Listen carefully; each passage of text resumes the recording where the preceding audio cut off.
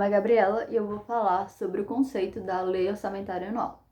A princípio, é importante destacar que é um dos instrumentos legais mais importantes para a gerência desse país, porque vai tratar sobre as receitas que a União pretende arrecadar e as despesas que a atividade financeira vai ter no ano seguinte. Ela também é bem marcada pelo princípio da exclusividade, porque tudo que é relacionado à dívida pública vai ter que estar na Lei Orçamentária Anual. Porém, possuem duas exceções a esse caso, que são a autorização de abertura de crédito suplementar e a realização de operações de crédito. Ambos os casos são permitidos pela lei. A Lei Orçamentária Anual ela vai possuir 3 orçamentos. Um orçamento fiscal, que está relacionado às despesas e às receitas dos órgãos e poderes da União.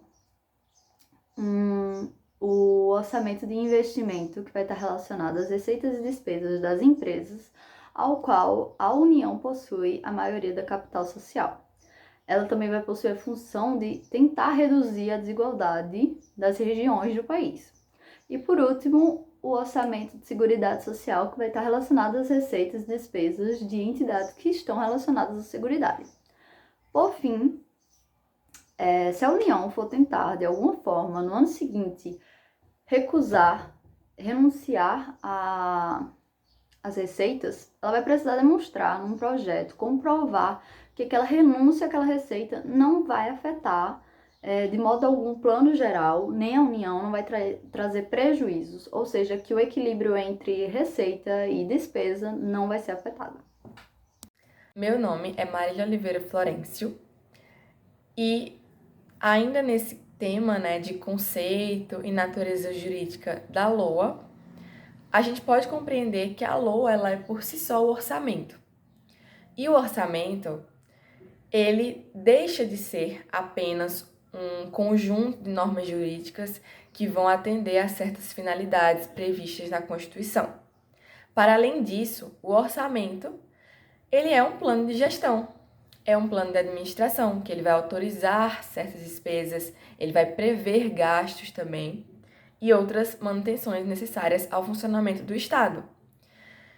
E o orçamento, ele acaba tendo também um caráter muito político, Ele não se restringe a um caráter estritamente jurídico. E isso é de suma importância para o enquadramento e a definição da natureza jurídica da LOA. Anteriormente, existia-se uma grande divergência na doutrina, especialmente na doutrina estrangeira, sobre qual seria acerca de qual seria a natureza jurídica da LOA. Hoje, tem-se um entendimento pacificado de que a LOA ela é uma lei formal. Esse entendimento ele já é pacificado pelo STF e a definição da natureza jurídica é de extrema importância justamente porque, por se caracterizar como lei formal, a LOA ela agora é passível, nessa definição, existe uma segurança jurídica maior dela ser objeto e ser passível de sofrer controle de constitucionalidade, em caso de eventuais alterações ou de até mesmo algum artigo, alguma norma especificamente, algum texto dentro da lei que possa ser considerado inconstitucional. Então, a natureza jurídica, ela nos oferta, definida, ela nos oferta principalmente uma segurança jurídica de eventuais procedimentos e eventuais mudanças que a lei possa sofrer.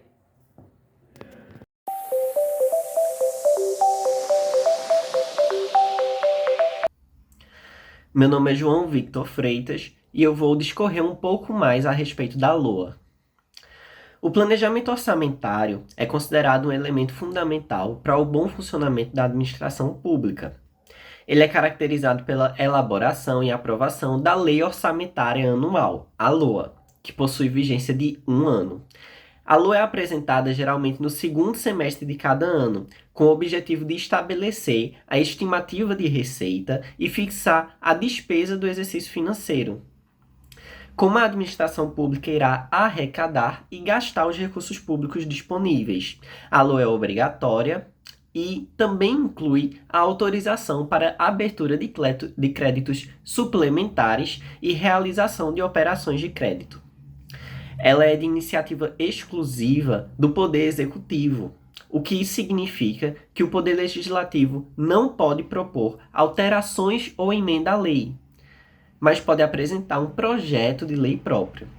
Quanto aos benefícios gerados por uma LOA bem planejada, podemos dizer que uma LOA bem planejada, realista e condizente com a realidade pode gerar, dentre outros benefícios, o melhor uso do dinheiro público, uma vez que as despesas previstas em lei estão em conformidade com as necessidades da administração pública, uma maior eficiência nos gastos, na medida em que a lei prevê despesas condizentes com as receitas, priorizando as demandas sociais mais urgentes, uma transparência das contas públicas, pois o bom planejamento da LOA facilita a sua execução e, consequentemente, a prestação das contas e ações públicas, e a responsabilidade fiscal, pois uma LOA bem planejada oferece subsídios para que a administração pública cumpra com as suas responsabilidades, ficando em conformidade com a lei.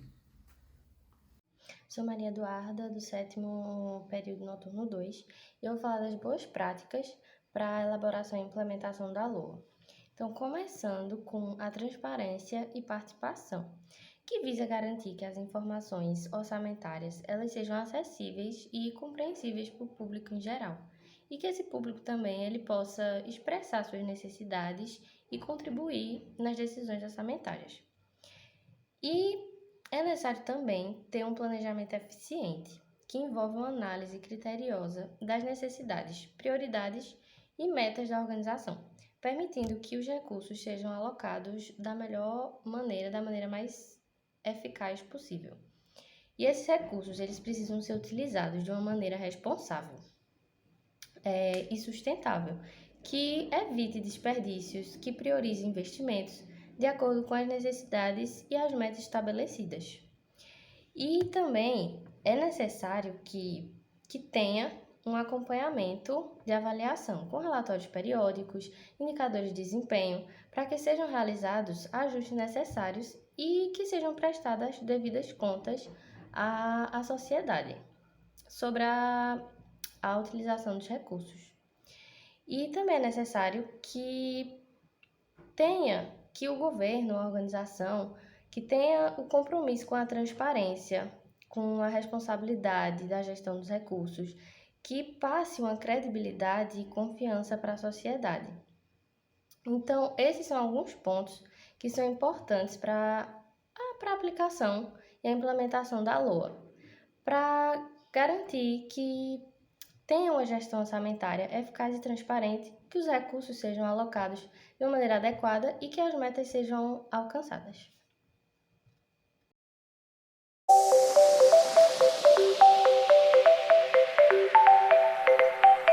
Oi, meu nome é Ian, do 7º noturno 2, e agora eu darei continuidade à apresentação do nosso trabalho. Eu vou falar um pouco sobre como a LOA, a Lei Orçamentária Anual, impacta nossas vidas, né? Ela impacta a vida da sociedade. Primeiramente, é importante ser dito que a Lei Orçamentária Anual ela estabelece a organização das verbas governamentais para todos os setores. Em outras palavras, ela basicamente abrange todos os serviços estatais. Por exemplo, a possibilidade de aumentar ou reduzir o investimento em um determinado programa social. A determinação da manutenção de projetos públicos, serviços coletivos e iniciativas de todas as áreas administrativas é baseada nessa lei. E, além disso, o impacto que essa lei traz é tanto no nível federal, quanto no nível estadual e no nível municipal, o que torna ela extremamente relevante, né? Extremamente importante na vida de cada pessoa. Embora ela pareça ter um planejamento um tanto complexo, né? Complicado, a Lei Orçamentária Anual ela basicamente comanda a forma como o governo vai repassar as verbas. Isso basicamente quer dizer que ela pode afetar a vida de todas as pessoas que utilizam de forma direta ou indireta os serviços públicos. Esse projeto de lei é feito inicialmente em âmbito federal, a partir do planejamento orçamentário da União.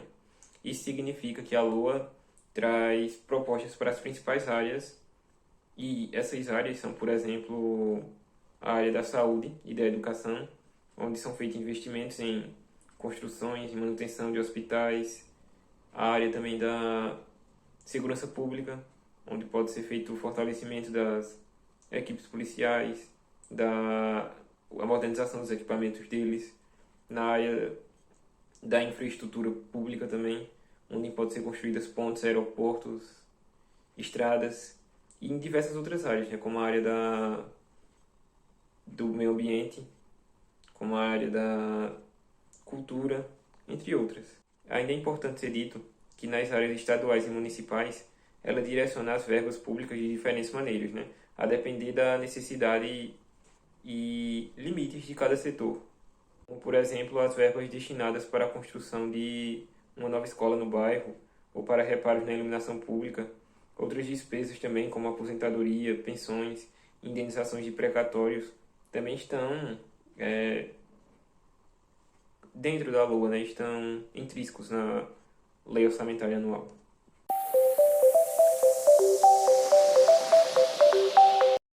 Meu nome é Maria Letícia de Souza Silva.